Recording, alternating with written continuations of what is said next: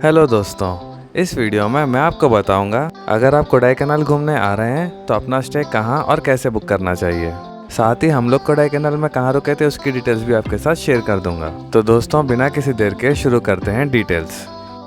Kodaikanal Tamil Nadu state का एक काफ़ी खूबसूरत हिल स्टेशन है जो कुछ 7000 फीट की ऊंचाई पर लोकेटेड है और यहाँ की सुंदरता के कारण इसे प्रिंसेस ऑफ हिल स्टेशन भी कहा जाता है।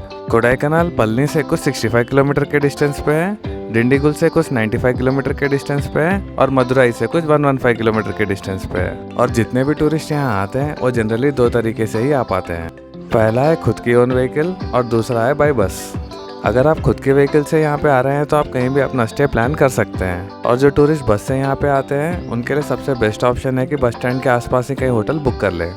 और इसके पीछे दो बड़े कारण हैं। पहला कारण यह है कि यहाँ पे ऑटो रिक्शा नहीं चलते हैं और अगर आप अपना स्टे बस स्टैंड से दूर प्लान करते हैं तो वहाँ तक आने जाने के लिए आपको लोकल टैक्सी हायर करनी पड़ती है। इसका चार्ज कुछ 200 रुपये से स्टार्ट होता है। और दूसरा कारण यह है कि यहाँ पे बाइक रेंटल्स बैन है, वरना आप बस स्टैंड से बाइक रेंटल लेकर अपने होटल तक जा सकते थे।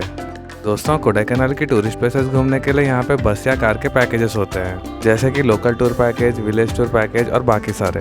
इन पैकेज की डिटेल्स मैंने अपने इस वीडियो में शेयर की है जिसका लिंक डिस्क्रिप्शन में है। ये पैकेज जनरली 350 रुपीज़ से लेकर 500 रुपीज़ पर पर्सन तक चार्ज करते हैं, जिसमें वो लोग पैकेज के अनुसार दिन भर में आपको टूरिस्ट प्लेसेस घुमा देते हैं।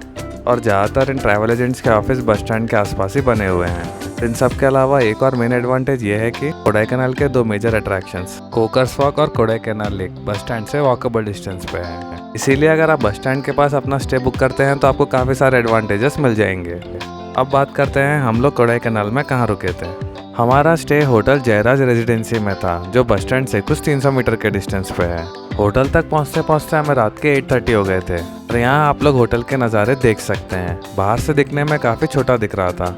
इसका रिसेप्शन फर्स्ट फ्लोर पे बना हुआ था और यहाँ आप लोग इसके नज़ारे देख सकते हैं। ये काफ़ी बड़ा था और काफ़ी सुंदर भी दिख रहा था।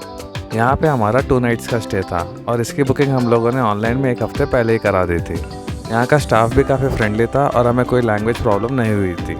रिसेप्शन में हम लोगों ने इनसे अच्छा व्यू दिखने वाले रूम की रिक्वेस्ट की थी और इन लोगों ने भी हमें अच्छा रूम अलॉट किया था जो होटल के सबसे पीछे की तरफ था। चलिए वहाँ तक चलते हैं।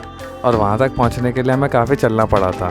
बाहर से ये होटल जितना छोटा दिख रहा था अंदर से उतना ही बड़ा है। कोडाईकनाल का ज़्यादातर मौसम ठंडा ही रहता है और इस होटल में 24/7 हॉट ड्रिंकिंग वाटर की मशीन भी इंस्टॉल्ड थी। साथ ही यहाँ पे छोटे बच्चों के खेलने के लिए भी काफ़ी सारी एक्टिविटीज़ बनी हुई हैं जिसे अभी मैं आपको दिखाऊंगा। और चलते चलते हम लोग होटल के पीछे की तरफ हमारे कमरे के पास आ गए थे और यहाँ आप लोग हमारा कमरा देख सकते हैं। अंदर से दिखने में काफ़ी सुंदर था दोस्तों।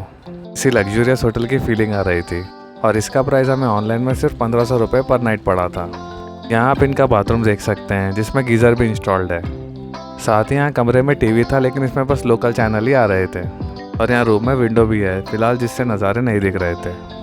और साथ ही यहाँ पे वाईफाई की सुविधा भी थी और यहाँ आप लोग होटल के साइड के नज़ारे देख सकते हैं। रात के समय यहाँ की लाइटिंग काफ़ी अच्छी दिख रही थी। साथ ही यहाँ पे छोटा पार्क सा बना हुआ है जहाँ पे बच्चों के खेलने के लिए झूले भी अवेलेबल है और आप चाहे तो रात के समय यहाँ पे वॉक भी कर सकते हैं। इस होटल में कोई रेस्टोरेंट की सर्विस नहीं है, लेकिन अगर आपको डिनर वगैरह करना है तो होटल से लगकर ही बस स्टैंड के पास काफ़ी सारे रेस्टोरेंट्स बने हुए हैं। आप चाहे तो वहाँ से पार्सल लाकर भी यहाँ पे खा सकते हैं।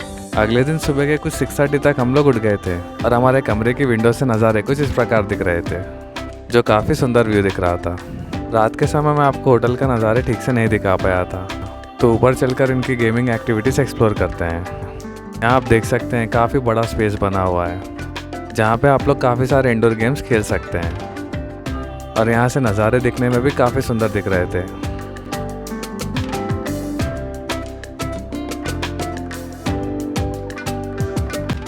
साथ ही इसकी दूसरी तरफ आपको बॉनफायर का भी ऑप्शन है। अगर कोई बड़ा ग्रुप यहाँ रहने आता है तो वो लोग उनके रिक्वेस्ट पे से चला देते हैं। और सुबह के समय होटल के रिसेप्शन के नज़ारे कुछ इस प्रकार थे। यहाँ रिसेप्शन से दूर आप लोग वादियों के नज़ारे देख सकते हैं और होटल के बाहर के नज़ारे कुछ इस प्रकार थे। यहाँ होटल के बाहर निकलते लेफ्ट साइड आपको चाय वगैरह के ऑप्शंस भी मिल जाएंगे। और साथ ही यहाँ इनके होटल का एक काफ़ी बड़ा बोर्ड लगा था। अगर आप डायरेक्टली यहाँ पे आते हैं तो आपको 1000 रुपये में ही कमरा मिल जाएगा और जैसा कि मैंने कहा था, हमारे होटल से कोकर्स वॉक का डिस्टेंस कुछ 650 मीटर्स है और कोडाईकनाल लेक का डिस्टेंस कुछ 850 मीटर्स। तो जब भी आपका मन करे आप लोग बाय वॉक ही वहाँ तक जा सकते हैं बिना कोई टैक्सी हायर करें। हमारे 2 दिन के स्टे में हमें यहाँ कोई दिक्कत नहीं हुई थी और इस होटल में रहना हमारे लिए काफ़ी अच्छा एक्सपीरियंस था। मैंने कोडाईकनाल की टूरिस्ट प्लेसेस की अलग से डिटेल वीडियो बनाई है जिसे आप चैनल के प्लेलिस्ट में देख सकते हैं। तो दोस्तों, इस वीडियो में बस इतना ही। अगर आपको वीडियो से रिलेटेड कोई भी डाउट हो तो आप कमेंट करके पूछ सकते हैं। और यदि आपको ये वीडियो यूजफुल दिखा है तो प्लीज़ वीडियो को लाइक एंड चैनल को सब्सक्राइब ज़रूर करें।